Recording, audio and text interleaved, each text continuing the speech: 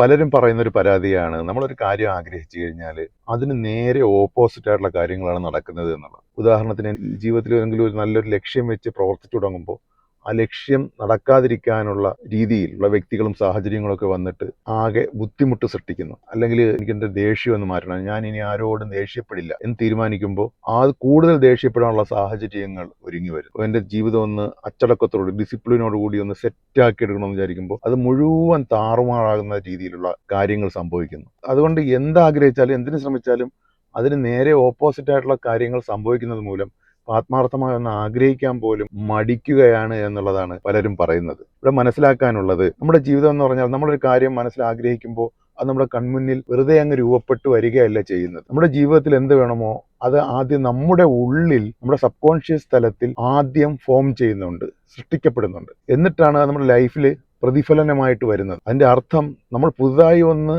ഉള്ളിൽ സൃഷ്ടിക്കുമ്പോൾ നമ്മുടെ നിലവിലെ ജീവിതത്തിൻ്റെ പാറ്റേണുകൾ അവിടെ ഉണ്ട് എന്നുള്ള കാര്യം കൂടി നമ്മൾ ഓർക്കണം. ആ പാറ്റേണുകൾ മാറ്റി പ്രതിഷ്ഠിച്ചുകൊണ്ടാണ് പുതുതായി ആഗ്രഹിക്കുന്ന ജീവിതത്തിന്റെ പാറ്റേണുകൾ സൃഷ്ടിക്കപ്പെടുന്നത്. ഒരു ഉദാഹരണത്തിന്, നമ്മളൊരു വീട് റെനോവേറ്റ് ചെയ്യുകയാണെന്നുണ്ടെങ്കിൽ ആ വീട് അതുപോലെ അങ്ങ് പുതുക്കി പണിയപ്പെടുകയല്ല ചെയ്യുന്നത്. പഴയത് പലതും ഉടച്ചു വാർത്തിട്ടാണ് അത് പുതുതായി പണിഞ്ഞെടുക്കുന്നത്. എന്ന് പറഞ്ഞതുപോലെ ഒരു പുതിയ ജീവിതത്തിന് വേണ്ടി നമ്മുടെ തന്നെ സബ് കോൺഷ്യസ് തലത്തിലുള്ള നിലവിലെ ജീവിതത്തിന്റെ, പഴയ ജീവിതത്തിന്റെ പാറ്റേണുകൾ പലതും ഉടച്ചു വാർക്കപ്പെടേണ്ടി വരുന്നുണ്ട്.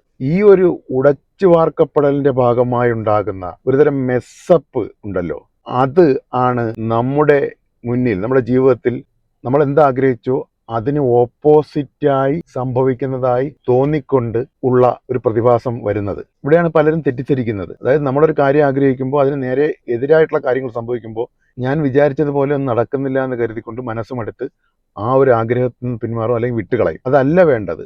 നമ്മുടെ ലൈഫിൽ നമ്മൾ ആഗ്രഹിക്കുന്നതിന് ഓപ്പോസിറ്റായിട്ടുള്ള കാര്യങ്ങൾ സംഭവിക്കുന്നതെന്ന് കാണുകയാണെന്നുണ്ടെങ്കിൽ സന്തോഷത്തോടെ മനസ്സിലാക്കുക, അത് നമ്മുടെ ആഗ്രഹം നടപ്പിലാക്കുന്നതിന്റെ ഭാഗമായുള്ള താൽക്കാലികമായ ഒരു ഉടച്ചുവാർക്കലിന്റെ ഭാഗമായി സംഭവിക്കുന്ന പ്രതിഭാസമാണ് എന്നുള്ളത്. എന്നിട്ട് തീർച്ചയായിട്ടും നിങ്ങൾ എന്താണോ ആഗ്രഹിച്ചത് അതിൽ നിങ്ങൾ ഉറച്ചു നിൽക്കുക. ക്രമേണ നിങ്ങൾ ആഗ്രഹിച്ചത് എന്താണോ അതുപോലെ തന്നെ നിങ്ങളുടെ ലൈഫിൽ മാനിഫെസ്റ്റായി വരുന്നത് കാണാൻ പറ്റും. അതുകൊണ്ട് തീർച്ചയായും എല്ലാവരും തന്നെ അവരവരുടെ ലക്ഷ്യങ്ങളിലും അവരവരുടെ ആഗ്രഹങ്ങളിലും ഉറച്ചു നിൽക്കുക.